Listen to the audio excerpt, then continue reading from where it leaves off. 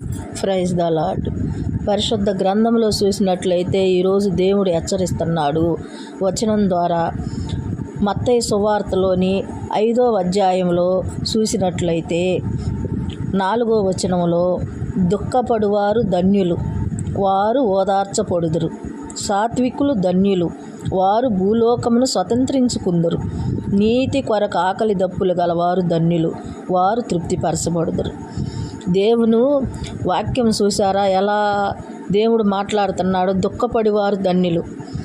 మనము దేవుని బిడ్డలమైనప్పుడు మనల్ని ఎవరన్నా బాధ పెట్టినా, మనల్ని ఎవరన్నా హింసించినా, మనము దేని నిమిత్తమైనా మనం దుఃఖపడినవనుకో, మన బిడ్డల ద్వారా కానీ, మనకు భర్త ద్వారా కానీ, లేదా మనం బయట వారి ద్వారా కానీ ఎక్కడైనా మనం దుఃఖపడినవనుకో, ఏ విషయంలోనైనా మనకు బాధ కలిగినప్పుడు కానీ, మనకు ఏదైనా నష్టం కలిగినప్పుడు కానీ, మన దుఃఖపడువారు ధన్యులు. మనం దేవుని నమ్ముకున్నప్పుడు, దేవుని చిత్తానుసారంగా మనం నడిచే బిడ్డలమైనప్పుడు, మనం దుఃఖపడినప్పుడు మనం ధన్యులమే. మనం బాధపడిన అవసరం లేదు. మనం ఓదార్చబడతాం. ఎవరి ద్వారాగా? దేవుని ద్వారా మనం ఓదార్చబడతాం.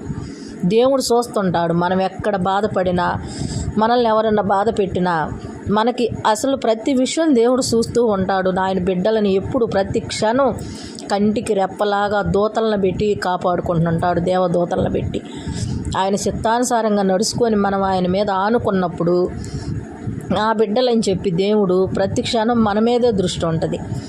దుఃఖపడువారు ధన్యులు. ఆయన బిడ్డలు ఎక్కడ దుఃఖపడినా కానీ బాధపడిన అవసరం లేదు. ఆయన ఓదార్చుతుడు.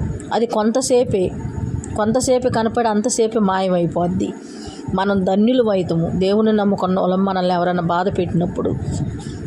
సాత్వికులు ధన్యులు. మనం ఎప్పుడైతే మంచి మనసుతోటి, సాత్వికమైన మనసు అంటే మనము నిమ్మలంగా, నిదానంగా, మనం సమాధానం కలిగి ఎప్పుడైనా ఉంటామో అప్పుడు మనం ధన్యులమే. భూలోకమును స్వతంత్రించుకుందరు.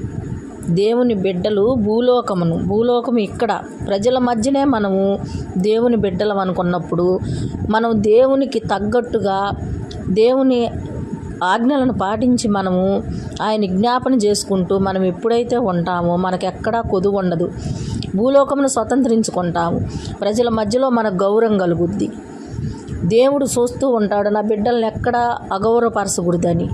మనకి భూలోకంలో గౌరవం కలుగుద్ది. మనం ఎక్కడ ఆకలి దప్పులు కూడా కొన్నీడు దేవుడు.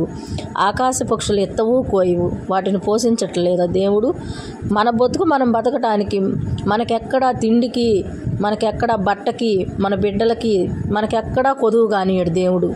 మనకు తగ్గ పని మనకు చూపిస్తాడు దేవుడు. మనకి ఏ పని అయితే సరిపోద్దో ఆ పని మన చేతికిస్తాడు దేవుడు. మనం ఆ పని చేసుకుంటాం. భూలోకమును స్వతంత్రించుకుంటాం.